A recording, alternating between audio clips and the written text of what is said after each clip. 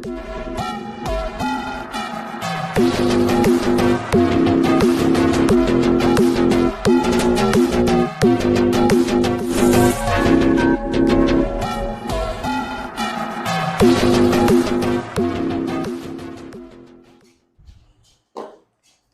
भाई, आज का टॉपिक। अच्छा, ये जो पढ़े थे डिफरेंस पढ़े थे सॉलिड लिक्विड गैस, ठीक है ना। तो जो टाइप होते हैं, ये मैटर के क्या है, प्रकार है ना, ठीक है, पदार्थ के प्रकार। तो सॉलिड लिक्विड गैस का जो टाइप है वो किसके बेस पे था? सॉलिड लिक्विड और जो गैस जो आप पढ़े हो ये टाइप, तो ये जो पार्टिकल होते हैं मैटर के, उनके मोशन के बेस पे है ये, मतलब उसकी गति करने के आधार पे। तो किसके पार्टिकल मूवमेंट में है, किसके पार्टिकल मूवमेंट में नहीं है, उसके बेस पे उसका क्या किया गया है, ये क्लासीफाई किया गया है सॉलिड लिक्विड गैस में। तो जो सॉलिड वाले होंगे, जो मैटर, यानी उनके पार्टिकल जो है वो मोशन में नहीं होते, वो अपनी एक फिक्स जगह पे रह के क्या करते हैं, वाइब्रेट करते हैं। और जो लिक्विड और गैस के होते हैं वो क्या कर सकते हैं, मोशन कर सकते हैं। तो ये मोशन के बेस पे है, ठीक है ना। काइनेटिक वगैरह जो बोलते हैं कि काइनेटिक के आधार पे, गति के आधार पे जो मैटर होते हैं उनको कितने भागों में डिवाइड किया गया है, तो यही है सॉलिड लिक्विड गैस, ठीक है ना। लेकिन अगर सॉलिड की बात करें तो उसमें भी सॉलिड भी क्लासीफाई किया गया है, सॉलिड को भी। तो सॉलिड को यानी ठोस को दो वर्ग में बांटा गया है, दो भागों में डिवाइड, एक क्रिस्टलाइन सॉलिड और एक होता है एमॉर्फस सॉलिड, ठीक है ना। तो यानी क्रिस्टलीय ठोस और अक्रिस्टलीय ठोस, ये सॉलिड के ही टाइप, ठोस के दो प्रकार हैं, ठीक है ना।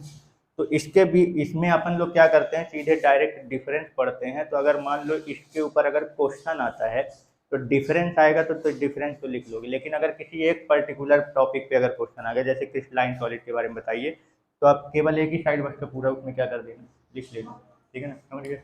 तो चलो टॉपिक के बेस पे समझते हैं। सबसे पहला पॉइंट ये है, नेचर के बेस पे बात करते हैं। किसके बेस पे बात करते हैं दोनों का?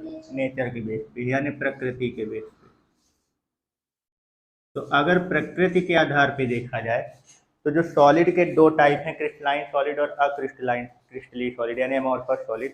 तो इन दोनों में रियल सॉलिड जो माना जाता है वो किसको माना जाता है? Crystalline solid. ये रियल ठोस माना जाता है, ठीक है ना, वास्तविक। और इसको, ठीक है ना, इसको स्यूडो सॉलिड बोलते हैं, मतलब कि आभासी बोला जाता है इसको। है ठोस, ठोस की प्रॉपर्टी वो भी रख रहा है, लेकिन बोला जाए कि 100% परफेक्ट सॉलिड की जो प्रॉपर्टी है वो कौन रखता है? क्रिस्टलाइन, ठीक है ना। तो इसको क्या बोलते हैं? रियल सॉलिड बोलते हैं, रियल या फिर ट्रू सॉलिड बोलते हैं, ट्रूथ सॉलिड, ठीक है ना। इसी को सत्य ठोस या वास्तविक ठोस कहते हैं, ठीक है ना। और जो ये वाला है इसको क्या बोलते हैं? आभासी ठोस, ठीक है ना।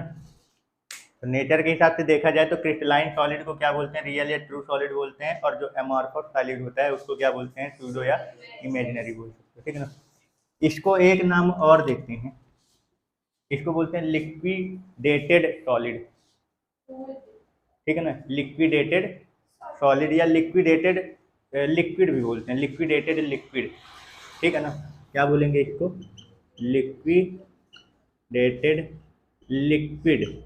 इसका मतलब क्या हो गया? अति शीतित द्रव। इसका एग्जाम्पल ऐसे समझो, थोड़ा सा एग्जाम्पल को लेके समझते हैं।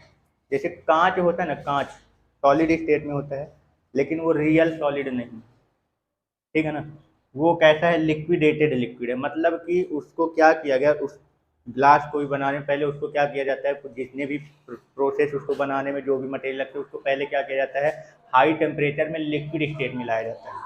उसके बाद उसको शेप दे के क्या किया जाता है, फिर आकार मतलब तैयार करते हैं उसका, ठीक है ना। तो ये इस हिसाब से कहलाता है लिक्विडेटेड लिक्विड, मतलब इसका शेप चेंज हो जाएगा। जो कांच है ना, कांच, उसको अगर आप हाई टेम्परेचर में रखोगे और बहुत लंबे समय तक एक पोजीशन में रख दो, तो उसका शेप जो हो जाएगा वो क्या हो जाएगा? चेंज हो जाएगा। इसका मतलब ये है कि उसमें थोड़ी बहुत लिक्विड लिक्विड की प्रॉपर्टी उसमें है, तो उसको जो बनाया गया था तो उसको इसी तरीके से बनाया गया था, क्या कि उसमें जितने भी मटेरियल लगते हैं उसको बनाने में, तो उसको हाई टेम्परेचर में क्या किया जाता है, लिक्विफाइड किया जाता है। अब फिर उसको क्या किया जाता है, ठंडा करके उसको क्या किया जाता है, सॉलिड स्टेट में लाया जाता है। ठीक है ना, मतलब शेप में तैयार कर देंगे, जिस शेप में बनाना होगा उसको उस शेप में दे के फिर उसको क्या कर दिया जाता है, ठंडा कर दिया जाता है, तो वो आ जाता है सॉलिड स्टेट में। तो ये कहला गया लिक्विडेटेड लिक्विड, यानी अतिशीतित द्रव। तो है भले सॉलिड स्टेट में ये, लेकिन ये रियल सॉलिड नहीं है। ठीक है ना, रियल सॉलिड वो होता है जिसका शेप भी चेंज नहीं, वो फिक्स हो जाता है उसमें। तो इसलिए इसको क्या बोलते हैं अपन, लिक्विडेटेड लिक्विड कहते हैं। ठीक है ना, अतिशीतित द्रव कहते हैं। तो नेचर के हिसाब से क्लियर हो गया दोनों के बीच में डिफरेंस। ठीक है, अगला पॉइंट बात करते हैं किसके बीच में, इंटरएक्शन फोर्स के बेस पे। जो ये पार्टिकल्स हैं, जैसे क्रिस्टलाइन सॉलिड और एमॉर्फस सॉलिड जो होते हैं, तो सीधी सी बात है कि कोई भी मैटर वो कुछ पार्टिकल से मिलकर बनेगा, तो उनके पार्टिकल्स के बीच में जो फोर्स मिलता, अट्रैक्शन फोर्स होता है, ठीक है ना, तो इसकी बात करते हैं इंटरएक्शन फोर्स, यानी कि अंतरक्रिया बल। इसका मतलब समझ में आ गया, इंटरएक्शन फोर्स।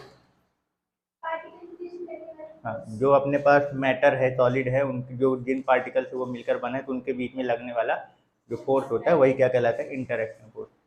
तो इंटरएक्शन फोर्स के बेस पे अगर इस पे अपन डिफरेंस करेंगे तो क्या समझ में आएगा, ये तो रियल वाला सॉलिड है, तो इसके पार्टिकल्स के बीच में जो इंटरएक्शन फोर्स है वो क्या होता है, बहुत ज़्यादा होता है। जो पार्टिकल के बीच में फोर्स लगता है वो इसमें, ये क्रिस्टलाइन सॉलिड में क्या होता है, बहुत ज़्यादा, यानी हाई, काफ़ी ज़्यादा होता है। ठीक है ना, कुछ, लेकिन अगर इसमें देखा जाए तो ये तो रियल सॉलिड तो है नहीं, तो इसका मतलब इसके अंदर ये वाली प्रॉपर्टी इससे क्या होगी, कम होगी। तो इसमें इसके रिस्पेक्ट में अगर देखा जाए तो लो होता है, कम। ठीक है, अगला पॉइंट है कंप्रेसिबिलिटी के बेस पे अगर बात करें, तो इसमें कम होती है,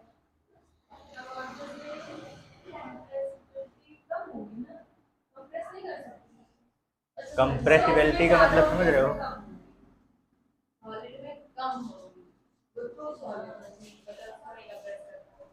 कंप्रेसिबिलिटी का मतलब क्या है ना, तो क्या होता है जो ट्रू, अच्छा सॉलिड की एक प्रॉपर्टी तो और होती है, जैसे अगर अपन इसका थोड़ा सा डेंसिटी के बेस पे अगर थोड़ा सा पहले समझ लेते हैं, डेंसिटी यानी कि घनत्व। तो ये कैसे करते हैं घनत्व, जिनके पार्टिकल जितने ज़्यादा पास पास होते हैं उनकी डेंसिटी उतनी ज़्यादा होती है। तो सॉलिड की तो प्रॉपर्टी होती है कि उनके पार्टिकल क्या होते हैं, पास पास होते हैं, लेकिन इसमें भी दो प्रकार के हैं। तो ये वाला रियल सॉलिड है और ये स्यूडो सॉलिड है। तो जो रियल सॉलिड है मतलब इसमें पार्टिकल के बीच का जो मतलब दूरी है वो लगभग लगभग बीच में ना के बराबर होगी, मतलब गैपिंग बहुत कम होगी उसमें। ठीक है ना, तो इसकी डेंसिटी जो होती है वो क्या होती है, हाई, काफ़ी ज़्यादा होती है ये। और इसके रिस्पेक्ट में अगर उसका देखा जाए तो कम होता है, इसका लो होता है। अब इसी से आप इस वाली प्रॉपर्टी को जोड़ो,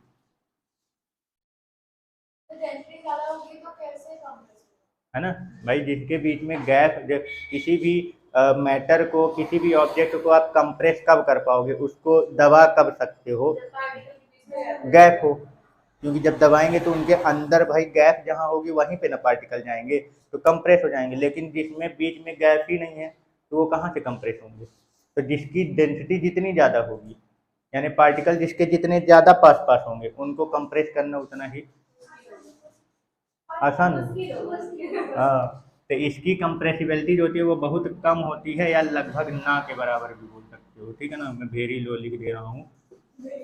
ठीक है ना, और इसका थोड़ा सा क्या रहता है, इससे ज़्यादा ही रहता है इसके रिस्पेक्ट में, पर ऐसा नहीं है कि बहुत ज़्यादा रहता है। मैं इसके रिस्पेक्ट में बात कर रहा हूँ क्योंकि वो भी सॉलिड ही है। ठीक है ना, तो इसमें भी है, इसमें तो मान लो कि लगभग ना के बराबर बोल सकते हैं, लेकिन इसमें एक थोड़ा सा लिमिट रहेगा, लेकिन एक लिमिट के बाद आप इसको भी कंप्रेस नहीं कर पाओगे, क्योंकि वो भी है तो एक प्रकार का सॉलिड है। तो नेक्स्ट टॉपिक पॉइंट क्या है, जियोमेट्री के बेस पे है। तो पहले तो ये बताओ जियोमेट्री का मतलब क्या होता है, संरचना का मतलब क्या है।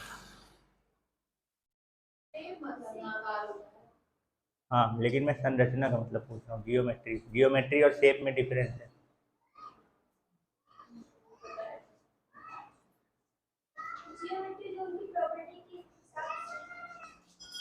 जियोमेट्री का मतलब ये होता है कि इसमें ये हो जाएगा कि जो मतलब जो भी इस सॉलिड को बनाने में पार्टिसिपेट कर रहे हैं, ठीक है ना, कौन पार्टिसिपेट करते हैं, जो पार्टिकल होते हैं उनको कंस्टिट्यूएंट पार्टिकल बोलते हैं। क्या बोलते हैं? कंस्टिट्यूएंट।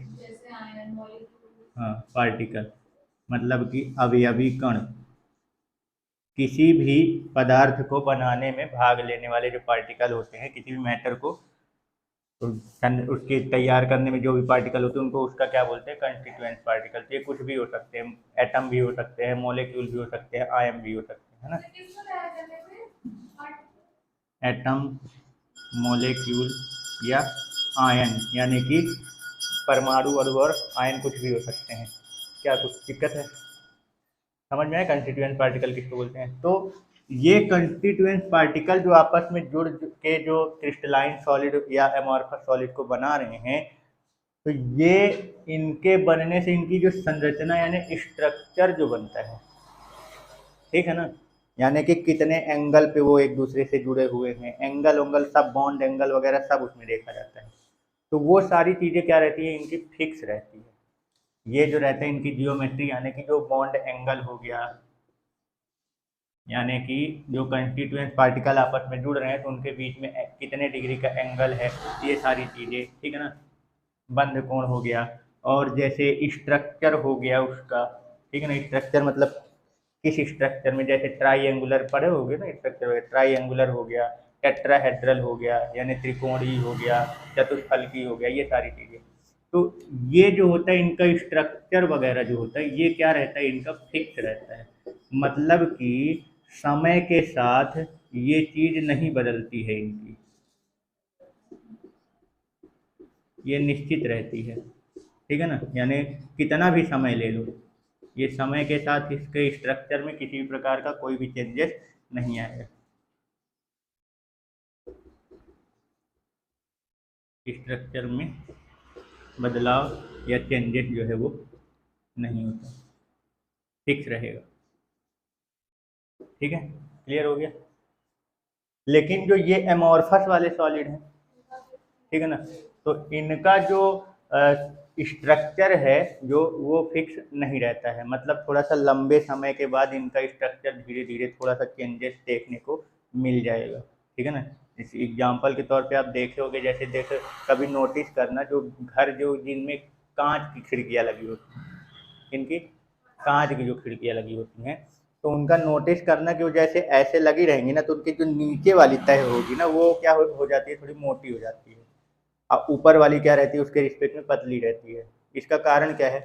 क्योंकि कांच जो है वो कैसा सॉलिड है? एमॉर्फस, है ना। उसको क्या है? वो लिक्विडेटेड लिक्विड भी बोलते हैं, यानी अतिशीतित द्रव। वो सॉलिड स्टेट में है बट बना कहाँ से है? लिक्विड वाले फॉर्म से बना है। तो समय के साथ क्या होता है कि उसके जो पार्टिकल्स हैं वो धीरे धीरे क्या होने लगते हैं, जैसे अब इस तरीके से है तो ग्रेविटी के कारण हर समय नीचे की ओर फोर्स लगता है, तो जिनका तो फिक्स है उसका तो कोई भी चेंजेस नहीं आएगा, उसमें तो कोई मोशन नहीं। लेकिन जो लिक्विड वाले पार्टिकल हैं वो तो मूव कर जाएंगे ना एक समय के साथ। तो जैसे जैसे समय बीतता जाता है तो उस पर टेम्परेचर का जो ये प्रभाव पड़ता है, जैसे अभी गर्मी काफ़ी ज़्यादा है तो अभी कांच वोच में इस टेम्परेचर का काफ़ी प्रभाव पड़ जाएगा, तो थोड़ा सा उनके बीच में पार्टिकल के बीच में थोड़ा बॉन्ड जो होगा वो क्या हो जाएगा? कमज़ोर हो जाएगा, क्योंकि टेम्परेचर बढ़ गया। तो उसकी वजह से उसमें मूवमेंट जो है वो देखने को मिल जाएगा उनके पार्टिकल। तो ऊपर वाले पार्टिकल में नीचे की ओर जो अट्रैक्शन फोर्स लग रहा है तो उसकी वजह से वो पार्टिकल धीरे धीरे क्या होते हैं? मूव करके कहाँ आते हैं? नीचे साइड। तो नीचे साइड आते आते आते आते तो काफ़ी, ये तुरंत की बात नहीं है, मतलब काफ़ी लंबा समय लगता है। तो यहाँ नीचे जहाँ इकट्ठा होते जाते हैं तो वहाँ पे क्या होता जाता है? थोड़ा थिकनेस आने लगती है, मोटाई बढ़ जाती है उसकी, और ऊपर वाले में क्या हो जाता है? पतले हो जाते हैं। तो ये मतलब कहने का मतलब ये है कि इनका जो शेप वगैरह रहेगा, स्ट्रक्चर जो है वो फिक्स नहीं रहता, समय के साथ इसमें चेंजेस आ जाता है, ठीक है ना, क्योंकि ये रियल वाला तो है नहीं। तो इसका स्ट्रक्चर जो है वो फिक्स नहीं रहता, ठीक है। समय के साथ इसमें चेंजेस आ जाते हैं।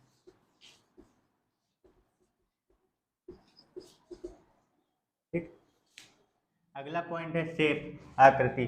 जियोमेट्री और शेप में क्या डिफरेंस है? जियोमेट्री में क्या होता है कि एंगल वगैरह सब क्या किया जाता है उसमें देखा जाता है। तो जो भी इनके क्रिस्टलाइन सॉलिड और एमॉर्फस सॉलिड को बनाने में जो उनके पार्टिकल पार्टिसिपेट कर रहे थे, इनको अपन क्या बोलते हैं? कंस्टिट्यूएंट पार्टिकल, अवयवी कण। तो उनके बीच में जो एंगल वगैरह बनता है वो सारी चीज़ों को देख के क्या बताया जाता है? जियोमेट्री बताई जाती है, संरचना। तो वो समय के साथ चेंज नहीं होती, फिक्स रहती है। अब शेप की बात करें तो उनका जैसे देखोगे ना, ये सारे चीज़ें आपस में मिल के फिर जो रियल आकार उनका तैयार होता है, शेप।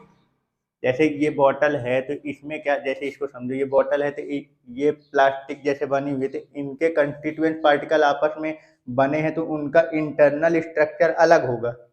लेकिन ये सारे मिलके जो ये रियल, ये बाहर वाला जो शेप ये तैयार हुआ है, ये पूरा मैटर, तो इसका शेप अलग है।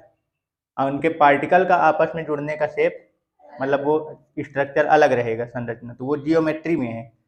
और ये जो सामने आपको दिख रहा है ये शेप कहलाएगा।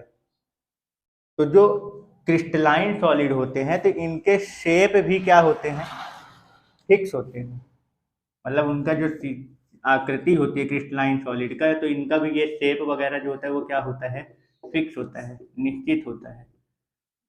ठीक है, मतलब इसको ऐसे भी आप बोल सकते हो कि बाहरी आकृति जो होती है, एक्सटर्नल स्ट्रक्चर। इंटरनल की अगर हम बात करें तो इंटरनल मतलब हम पार्टिकल लेवल तक की बात करें, कण लेवल तक की बात करें, तो वहाँ पे उनका एंगल वगैरह देखा जाता है। लेकिन अगर एक्सटर्नल की बात कर रहे हैं तो वो सारे मिलके जो बॉडी तैयार कर रहे हैं वो बॉडी की शेप में है, उसकी बात कर रहा हूँ। तो एक एक्सटर्नल हो गया स्ट्रक्चर, तो जियोमेट्री में इंटरनल तक चले जाते हैं। शेप की अगर बात करें तो अपन एक्सटर्नल बोल सकते हैं। तो इसको अपन ऐसे भी बोल सकते हैं कि जो एक्सटर्नल, क्या लिख रहे हैं, एक्सटर्नल शेप भी बोल सकते हो। ये भी क्या रहता है? फिक्स रहता है। एक्सटर्नल शेप भी क्या रहेगा इसका? फिक्स रहेगा। ये भी समय के साथ चेंज नहीं होगा। लेकिन इस वाले का फिक्स नहीं रहता, जो इसमें होता है वो उसमें। पॉइंट क्या है? अरेंजमेंट ऑफ कंस्टिट्यूएंट पार्टिकल के बेस पे, यानी कि जो अवयवी कण हैं इनके, उनकी व्यवस्था के आधार पे। तो व्यवस्था का मतलब समझ रहे हो? जैसे मतलब ये पार्टिकल्स हैं जो आपस में जुड़े हुए हैं, ठीक है ना। पार्टिकल्स आपस में जुड़ जुड़ के क्या करते हैं? पूरा एक मैटर यानी तैयार करते हैं। तो उनका जो जुड़ने का क्रम होता है, ठीक है ना, तो वो क्रिस्टलाइन सॉलिड जो होते हैं तो इनमें क्या रहता है? व्यवस्थित रहता है। ये नहीं कि कोई भी पार्टिकल कहीं भी कैसे भी जुड़ जाएगा। जैसे एक क्रम जो बना लेंगे, जैसे मान लो एक एग्जांपल ले रहा हूँ, मान लो मैं सोडियम क्लोराइड का ले रहा हूँ। सोडियम क्लोराइड क्रिस्टलाइन सॉलिड का एग्जांपल है, ठीक है ना। जितने भी सॉल्ट होते हैं यानी लवण, वो सब इसी की लिस्ट में आते हैं। तो सोडियम क्लोराइड नमक जो होता है वो एक प्रकार का क्या है? सॉल्ट है, ठीक है। तो जैसे मान लो ये सोडियम है, फिर क्लोरीन, फिर सोडियम, फिर क्लोरीन। अब यहाँ सोडियम, यहाँ क्लोरीन, ये सोडियम, ये क्लोरीन, ये सोडियम, फिर मान लो यहाँ पे सोडियम क्लोरीन। ये एटम है, पार्टिकल है, और ये सब आपस में क्या करेंगे? अब इनके बीच में क्या होता है? बॉन्ड वगैरह बना रहता है, ये इस तरीके से। तो ये बॉन्ड एक दूसरे के साथ बना के एक निश्चित क्रम में क्या रहते हैं? अब इनका क्रम चेंज नहीं हो रहा है, ये एक रेगुलरिटी बना के रखे हुए हैं, ठीक है ना। इनका ऑर्डर जो है, मतलब ऑर्डर बोल सकते हो कि ऑर्डर जो है वो क्या रहता है? फिक्स है। या ये बोल सकते हो कि इनमें रेगुलरिटी रहती है। इनके जुड़ने का जो, पार्टिकल्स के जुड़ने का जो क्रम होता है वो क्या रहता है? उनमें रेगुलरिटी यानी कि नियमितता रहती है इनमें, है ना। ऑर्डर जो होती है, इनका जो क्रम है वो क्या रहता है? निश्चित रहता है इनमें। मतलब इनमें ऐसा नहीं होगा कि जैसे ये सोडियम जुड़ा है तो फिर से यहाँ पे आके सोडियम जुड़ जाए, फिर क्लोरीन, फिर जितना जिसका जिधर मन पड़े उधर आके कैसे भी जुड़ जाओ, ये नहीं रहेगा। क्रम कहीं भी बिगड़ेगा नहीं इनका, ठीक है ना। तो इनमें क्या होती है? रेगुलरिटी होती है। लेकिन इस वाले के, इनके पार्टिकल के आपस में जुड़ने की कोई रेगुलरिटी नहीं होती, कहीं भी इधर उधर। देखते हो कि भाई टेम्परेचर उम्परेचर के बेस बढ़ने घटने से इनके पार्टिकल के बीच का जो डिस्टेंस है वो क्या हो जाता है? घट बढ़ जाता है ना। भाई मोशन में आ जाते हैं तो उनका अरेंजमेंट क्या हो जाएगा? बिगड़ जाएगा। लेकिन इसका कितना भी टेम्परेचर कर दो, कुछ भी कर दो, इनकी अरेंजमेंट जो है वो बिगड़ेगी नहीं। समय के साथ इसका किसी भी कंडीशन के साथ इनकी व्यवस्था जो है वो गड़बड़ाएगी नहीं। तो इनकी जो ऑर्डर है या रेगुलरिटी होती है या अरेंजमेंट जो होता है वो क्या रहता है, सब क्या रहता है, फिक्स रहता है। अरेंजमेंट यानी कि व्यवस्था जो रहती है किनकी, पार्टिकल की।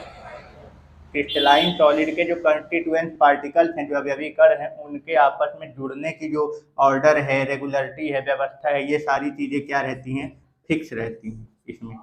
लेकिन अगर इसकी बात की जाए तो इसमें फिक्स नहीं रहती है। ठीक है, आई बात समझ में। अगला पॉइंट है, देखो जैसे अरेंजमेंट का टॉपिक पढ़े तो अगर अपन रेंज की बात करें, रेंज का मतलब समझ रहे हो, परास, हिंदी में तो परास बोलते हैं। रेंज का मतलब ये है कि जैसे बोलते हैं ना कि यहाँ से लेकर यहाँ तक, जैसे इसकी जो लंबाई है जैसे इतने से लेकर इतने तक की, ऐसे बोलते हैं तो ये रेंज है। जैसे अपने सुनने की जो क्षमता होती है वो कहाँ से कहाँ तक होती है, 20 हर्ट्ज से 20 किलो हर्ट्ज तक का फ्रीक्वेंसी जो अपने को साउंड सुनाई देती है, तो 20 हर्ट्ज से 20 किलो हर्ट्ज तक की फ्रीक्वेंसी का साउंड आप क्या कर सकते हो, सुन सकते हो। उससे कम और 20 किलो हर्ट्ज से ज़्यादा का नहीं सुन सकते। तो अपने सुनने के जो रेंज है यानी जो परास है वो क्या है, 20 हर्ट्ज से 20 किलो हर्ट्ज तक का, इसको रेंज बोलते हैं ऐसे। ठीक है ना, समझ गए, क्लियर। तो इसी तरीके से अगर अपन इसकी बात करें, रेंज की बात करें, यानी कि जो पार्टिकल्स हैं आपस में जो जुड़ रहे हैं, तो जो क्रिस्टलाइन सॉलिड के जो कंस्टिट्यूएंट पार्टिकल हैं उनमें जुड़ने का एक क्रम यानी व्यवस्था लगातार बनी रहती है। तो जिसकी व्यवस्था बनी रहती है ना, तो वो एक लॉन्ग रेंज मतलब कि एक लंबे रेंज का तैयार कर लेते हैं स्ट्रक्चर। उनकी संरचना जो होगी वो एक बड़े परास की बन जाएगी। लेकिन जिनके पार्टिकल्स के आपस में जुड़ने की कोई रेगुलरिटी नहीं होती है, तो वो एक बड़े रेंज का स्ट्रक्चर तैयार नहीं कर पाते हैं। तो इसका जो स्ट्रक्चर, जैसे अभी जैसे मैं ये इतने में रुक ना हो आ गया है, इसका मतलब ये अभी और आगे जाएगी, मतलब आगे और इनकी स्ट्रक्चर ये ऐसे मतलब एक नेटवर्क तैयार कर लेंगे। ये एक बड़ा सा जाल की तरह का इनका स्ट्रक्चर पूरा तैयार होगा, समझ गए। तो ये एक बड़े से जाल बना लेना मतलब एक नेटवर्क तैयार करना जो होता है, ये क्या है, नेटवर्क यानी पूरा जाल तैयार कर लेना आपस में जुड़ के। तो ये किसकी वजह से आ रहा है, इनकी रेगुलरिटी की वजह से आ रहा है, एक फिक्स ऑर्डर की वजह से। अगर इनके आपस में जुड़ने में अगर रेगुलरिटी नहीं होगी तो ये एक बड़ा सा जाल नहीं बना पाएंगे। मतलब कहीं कमजोर हो जाएंगे तो कहीं पे बॉन्ड ज़्यादा हो जाएगा तो वीक की वजह से टूट फूट जाएगा, तो वो रेंज प्रॉपर तैयार नहीं कर पाएंगे अपना। समझ में आ रहा है। तो रेगुलरिटी की वजह से इनमें नेटवर्क भी बन जाता है, मतलब एक बड़ा जैसे जाल तैयार कर लेते हैं। और इनकी ये लॉन्ग रेंज के आपको देखने को मिल जाएगी, इनकी स्ट्रक्चर जो है उसमें दीर्घ परास आपको देखने को मिलेगा। कहने का मतलब ये है कि ये जो जुड़ रहे हैं ना, ये काफ़ी सारे इसमें क्या हो सकते हैं, जुड़ सकते हैं आगे। ठीक है ना, ये दीर्घ परास के होते हैं। आइए लघु परास के, ये शॉर्ट रेंज के होते हैं। क्यों शॉर्ट रेंज के, ये एक बड़ा जाल क्यों नहीं तैयार कर पाते, इरेगुलरिटी रहती है इनके इनके स्ट्रक्चर में, रेगुलरिटी देखने को मिलती है और इसमें इरेगुलरिटी। तो इरेगुलरिटी वाले में कोई भी फैक्ट, अगर मान लो कोई भी फैक्टर उसको प्रभावित करने वाला ज़्यादा होने पाए तो वो उसकी व्यवस्था क्या कर देगा, बिगाड़ देगा। और इसकी व्यवस्था देखो, ये शॉर्ट रेंज यानी कि लघु परास के होते हैं। अब यही सारी चीज़ें फैक्टर हैं। ये गाड़ी वाहन निकलते रहते, पों पों बजा के चले जाते, वीडियो में सब रिकॉर्ड हो जाते। अगला पॉइंट क्या है, डेलीनेसिकता। ये क्या है, ये एक ऐसी प्रॉपर्टी है, तो ये क्या होता है, जैसे जो इसकी फिजिकल प्रॉपर्टी होती है इनकी, ये सॉलिड जैसे क्रिस्टलाइन सॉलिड और एमॉर्फस सॉलिड, तो क्या होता है कि इनका कंडीशन चेंज करने पर, कंडीशन चेंज मतलब कि कोई फैक्टर एक्टर अप्लाई करते हैं, जैसे टेम्परेचर वगैरह ये हो गई, ये सारी चीज़ें है ना, तो इनका जो अरेंजमेंट है, व्यवस्था है, तो वो क्या होती है, बिगड़ती नहीं है, चेंज नहीं होती है। ठीक है ना। तो क्या है कि इसको अगर अपन किसी भी डायरेक्शन से इसको अगर देखें, तो इसका जो अलग अलग डायरेक्शन से देखने पर इसकी जो प्रॉपर्टी है वो आपको डिफरेंट टाइप की दिखेगी। एक डायग्राम मिटा दिए, अब एक तो फिर से बनाने पड़ जाएगा समझाने के लिए। जैसे ये सोडियम है, क्लोरीन है, सोडियम है, क्लोरीन है, एक एक से बस बनाए दे रहे हैं।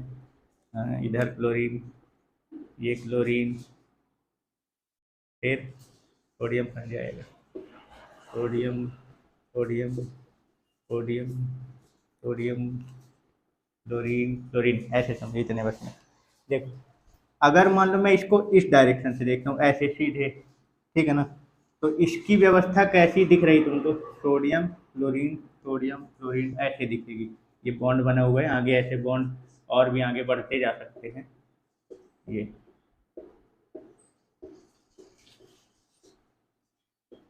ठीक है, लेकिन इस तरफ से देखो, ऐसे अगर देखेंगे ये वाले में, तो इसमें देखो सोडियम सोडियम बस दिख रहा है,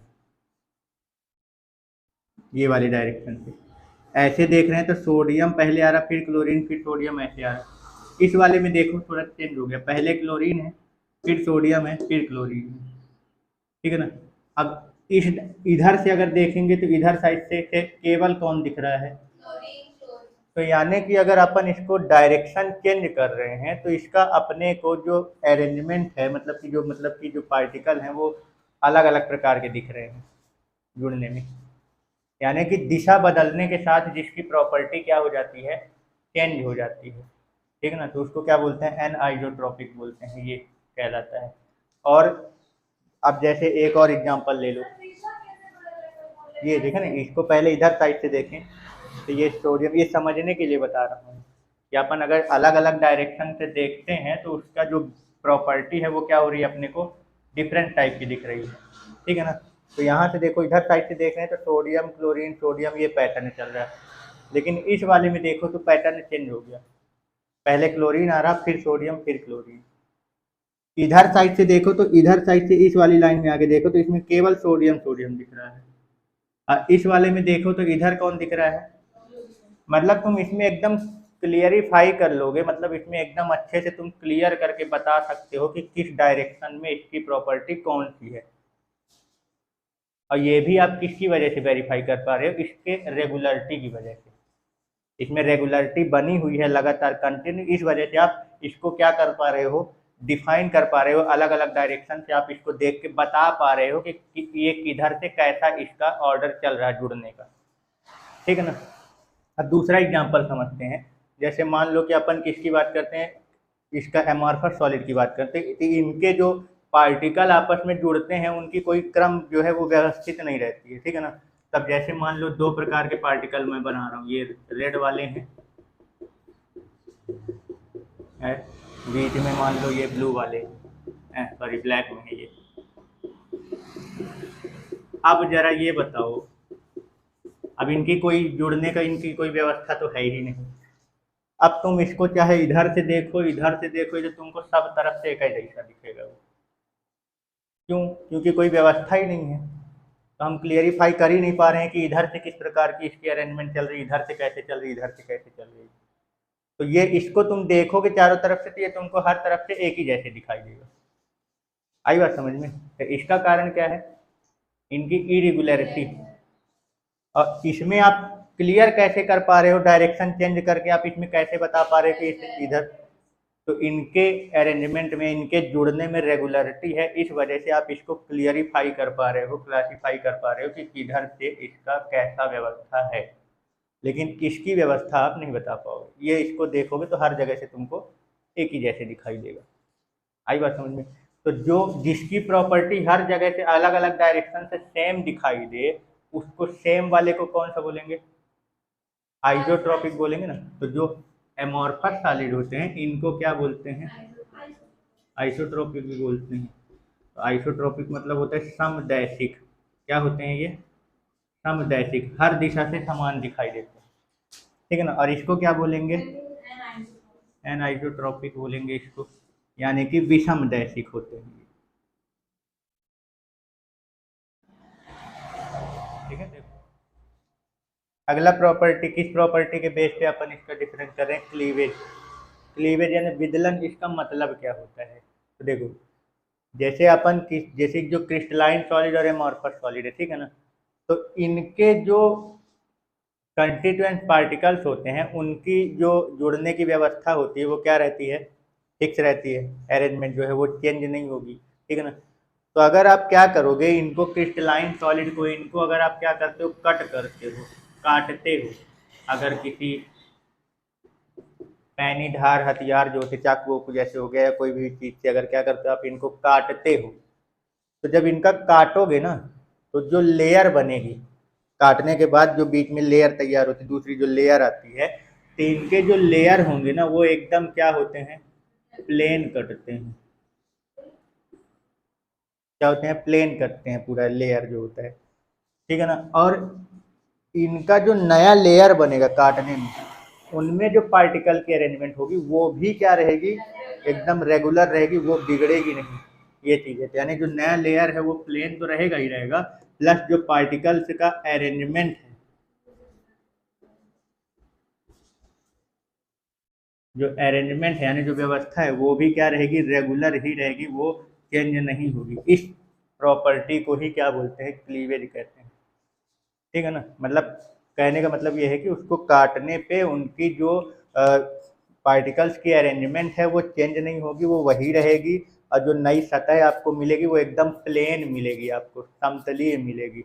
ऐसा नहीं कि ऊबड़ खबड़ टाइप का खुरदुरा मिले लगे, समझ रहे हो ना। ठीक है। और जो ये अक्रिस्टलीय यानी जो एमॉर्फस सॉलिड होता है, तो इसको अगर आप क्या करते हो, कट करते हो, तो इनका जो लेयर बनेगा वो एकदम प्लेन नहीं होगा, थोड़ा ऊबड़ खबड़ असमतलीय हो जाएगा, ठीक है ना, रफ हो जाएगा ऐसे बोल सकते हो।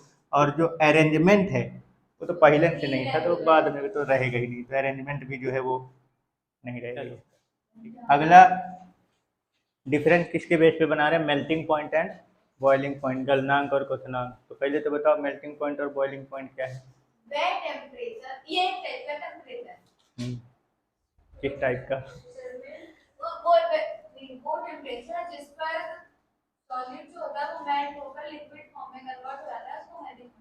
बॉइलिंग, और बॉइलिंग पॉइंट जब वह टेम्परेचर जिसमें लिक्विड जो होता है वो वेपराइज हो जाता है, तब उसको बॉइलिंग। मतलब वह टेम्परेचर जिस पर कोई सॉलिड लिक्विड में कन्वर्ट हो जाए तो उसको मेल्टिंग पॉइंट बोलेंगे उस सॉलिड का, और बॉइलिंग पॉइंट जिस टेम्परेचर पर कोई लिक्विड क्या हो जाए, वेपराइज हो जाए यानी भाप बन जाए, उसको क्या बोलेंगे, उसका बॉइलिंग पॉइंट। तो जो क्रिस्टलाइन सॉलिड होते हैं इनका जो मेल्टिंग और बॉइलिंग पॉइंट होता है ये क्या होता है, शार्प होता है। अब इस शार्प का मतलब क्या होता है, शार्प, हाँ वो तो मान लो कि ये बोल सकते हैं जो मेल्टिंग पॉइंट और बॉइलिंग पॉइंट होता है वो इसका क्या होता है, हाई होता है, और इसका जो होता है वो लो होता है। लेकिन ये हाई के साथ साथ ये शार्प भी होता है। इसका मतलब क्या है, शार्प का मतलब, तो देखो शार्प का मतलब ये होता है कि फिक्स रहता है इनका टेम्परेचर जो है, क्रिस्टलाइन सॉलिड का जो मेल्टिंग पॉइंट और बॉइलिंग पॉइंट होता है वो टेम्परेचर फिक्स रहता है। मतलब कहने का मतलब ये है कि जैसे अगर मान लो कोई सॉलिड है, वो मान लो कि 10 डिग्री सेल्सियस पर वो मेल्ट होता है, कोई सॉलिड है, ऐसे समझो कोई सॉलिड है ये, ये मान लो कितने डिग्री सेल्सियस पर, 10 डिग्री सेल्सियस पर ये क्या हो जाता है, मेल्ट हो जाता है, पिघल जाता है और लिक्विड फॉर्म में आ जाता है। मान लो मेल्ट होके कहाँ आ रहा, लिक्विड फॉर्म में पिघल। तो ये इसका टेम्परेचर, ये सॉलिड जब लिक्विड में चेंज होगा तो इसका जो मेल्टिंग पॉइंट है वो 10 डिग्री सेल्सियस है। तो मेल्टिंग पॉइंट ना 10 डिग्री सेल्सियस से एक भी पॉइंट ना आगे आएगा ना एक भी पॉइंट पीछे। ऐसा नहीं होगा कि 10 डिग्री सेल्सियस में पिघल रहा तो हो जाए कि कभी ऐसा हो जाए कि 10.1 डिग्री सेल्सियस में पिघले, ऐसा नहीं है। ठीक है, शार्प मतलब एग्जैक्टली पॉइंट जो है उसी पे ही वो क्या होगा, मेल्ट होगा, ठीक है ना। और जब तक ये सॉलिड पूरा लिक्विड में नहीं चेंज हो जाता, जब तक ठोस पूरा द्रव में नहीं बदल जाता, तब तक उसका टेम्परेचर जो है सॉलिड का वो चेंज भी नहीं होगा। 10 डिग्री है तो 10 डिग्री सेल्सियस ही रहेगा, ना उससे 1 डिग्री सेल्सियस आगे होगा ना ही पीछे। इसको बोलते हैं शार्प, तीक्ष्ण, मतलब फिक्स। आ गया समझ में। लेकिन जो एमॉर्फस सॉलिड होते हैं इनका जो ये जो मेल्टिंग पॉइंट और बॉइलिंग पॉइंट होता है वो शार्प नहीं होता है। इसका मतलब ये एग्जाम्पल के तौर पे लो, जैसे रबड़ हो गया, अपन जब रबड़ को गर्म करते हैं तो क्या वो एक टेम्परेचर पर पूरा पिघल जाता है, कंटिन्यू उसको क्या करते रहते हो, हीट देते रहते हो तो वो धीरे धीरे क्या होता है, पिघलता है। ऐसे आप कोई जैसे गाड़ी उड़ी के टायर देख लो, कि जैसे मान लो कहीं पे आग लगा के अगर उसको छोड़ देते हैं तो वो किसी एक टेम्परेचर पर पूरा थोड़ी पिघल जाता है, जब तक उसको टेम्परेचर मिलता रहेगा तो वो पिघलता रहेगा, और जैसे ही टेम्परेचर मिलना बंद हो जाएगा तो फिर वो और पूरे तरीके से पूरा पिघलेगा भी नहीं। जिधर जितना मिल रहा है वो वाला पिघलेगा, जिधर नहीं मिल रहा तो नहीं वो होगा। लेकिन अगर अपन ने इस क्रिस्टलाइन सॉलिड को अगर अपन ने क्या किया, टेम्परेचर दिया, और गलती से भी अगर उसका टेम्परेचर उसके मेल्टिंग पॉइंट तक पहुंच गया, तो पूरा का पूरा क्या कर देगा, उतने टेम्परेचर में पूरा पिघला देगा। मतलब टेम्परेचर को आगे बढ़ाने की ज़रूरत नहीं है। लेकिन जो रबड़ वबड़ होते हैं तो ज़रूरी नहीं, अगर मान लो वो 20 डिग्री सेल्सियस, मान लो 30 डिग्री सेल्सियस से पिघलना चालू किए तो ज़रूरी नहीं कि 30 पे ही पूरा पिघल जाएगा वो। हो सकता है मुझे उसका टेम्परेचर और बढ़ाना पड़े, तो हो सकता है 50 डिग्री सेल्सियस तक ले जाना पड़े पिघलाने के लिए, ऐसे। लेकिन अगर ये वाला 10 डिग्री सेल्सियस पर पिघलता है तो इसको आप 10 डिग्री सेल्सियस में लगा के रख दो, ये पूरा पिघल जाएगा। टेम्परेचर को आगे बढ़ाने की ज़रूरत इसमें नहीं पड़ेगी। तो ये होता है शार्प, और ये वाला जो है वो शार्प नहीं होता इसका। समझ गए? क्लियर हो गया? तो ये हाई भी तो होता है, प्लस हाई के साथ साथ ये क्या रहता है, शार्प भी होता है। ये लो है पर इसका जो टेम्परेचर है वो शार्प नहीं होता। ठीक है। शीतलन वक्र। अगला है कूलिंग कर्व। ये है क्या ये चीज़, कूलिंग कर्व? तो देखो, किसी भी मैटर का टेम्परेचर और स्टेट के बेस पे जब अपन क्या करते हैं, बीज ग्राफ बनाते हैं, तापमान और अवस्था, जैसे सॉलिड लिक्विड गैस स्टेट जो होता है उसके बीच अगर अपन ग्राफ बनाते हैं तो उसको बोलते हैं कूलिंग कर्व बोलते हैं। क्या बोला मैंने? टेम्परेचर, किसी भी मैटर के टेम्परेचर और इसके बीच में उसके स्टेट यानी कि अवस्था के बीच में जब हम क्या करते हैं, ग्राफ तैयार करते हैं, उस ग्राफ को ही क्या बोलते हैं, कूलिंग कर्व कहते हैं। ठीक है ना? ये समझ में आया? तो जो क्रिस्टलाइन सॉलिड होता है, इनका जो कूलिंग कर्व यानी जो ग्राफ तैयार होता है वो कंटिन्यूअस नहीं होता है। इनका कंटिन्यूअस होता है, इस वाले का यानी सतत होता है, और इसका असतत होता है। तो असतत को क्या बोलेंगे, अनकंटिन्यूअस।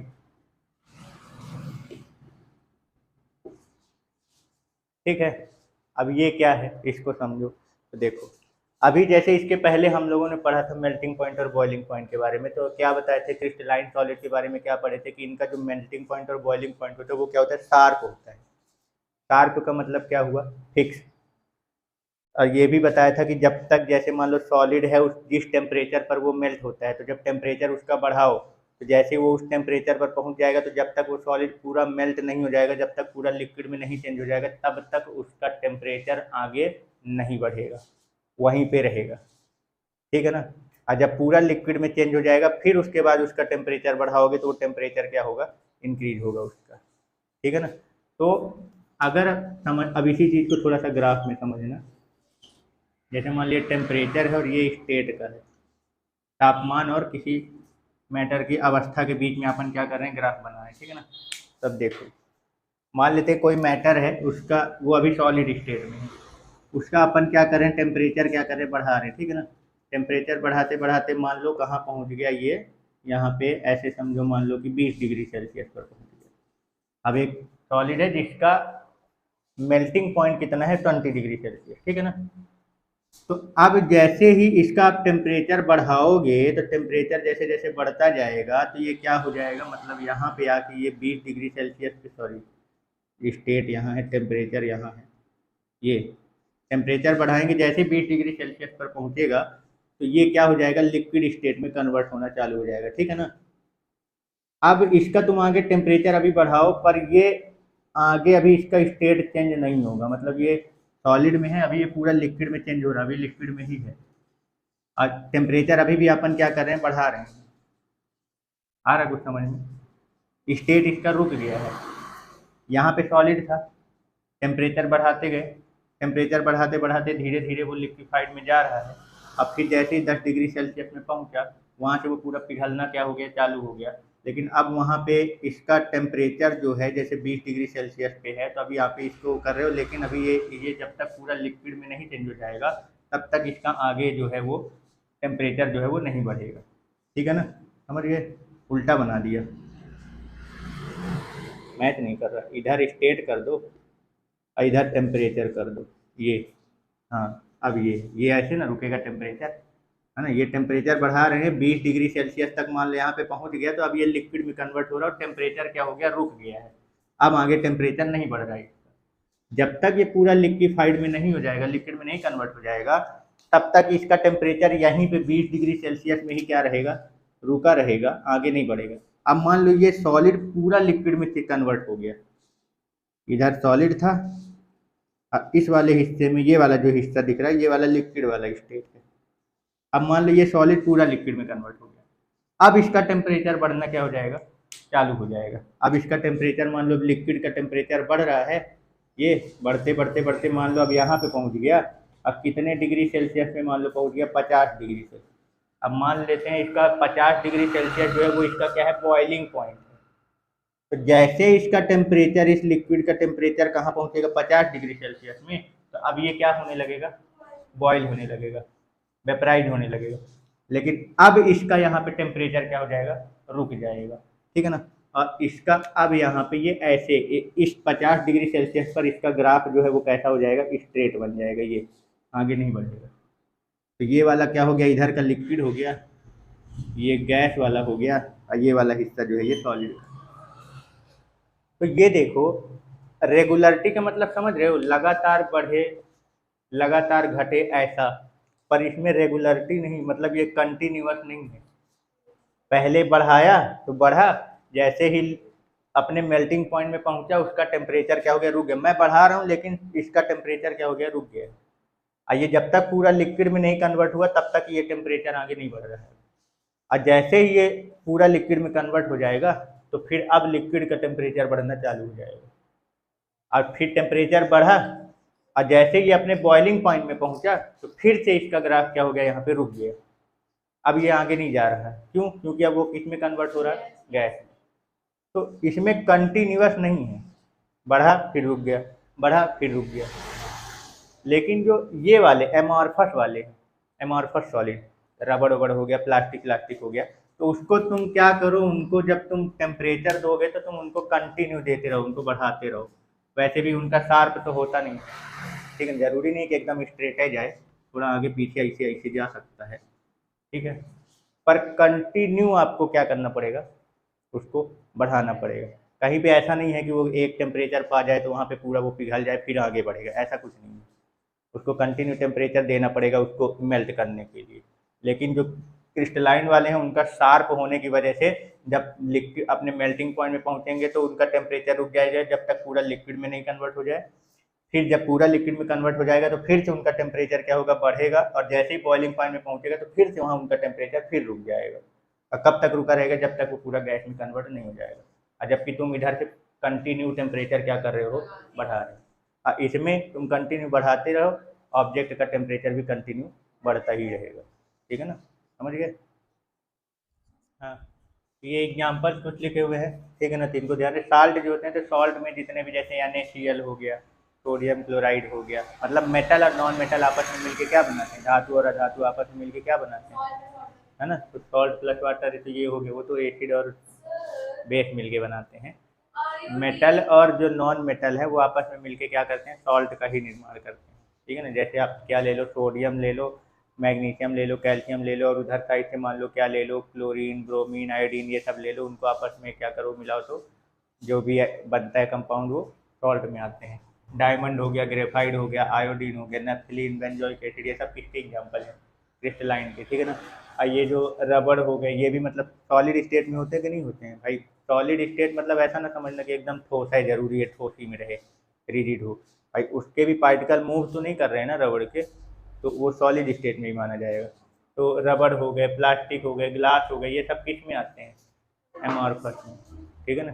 तो क्लियर हो गया। एग्जाम्पल अभी बहुत और भी बहुत सारे, आगे जब टॉपिक पढ़ेंगे अपन सॉलिड के और टाइप्स पढ़ेंगे, क्रिस्टलाइन सॉलिड के अंदर जो और जो सॉलिड आते हैं कौन कौन से आते हैं उसके अंदर, जब वो पढ़ेंगे तो उसमें अपन एग्जाम्पल और समझ लेंगे कि कौन कौन, ठीक है।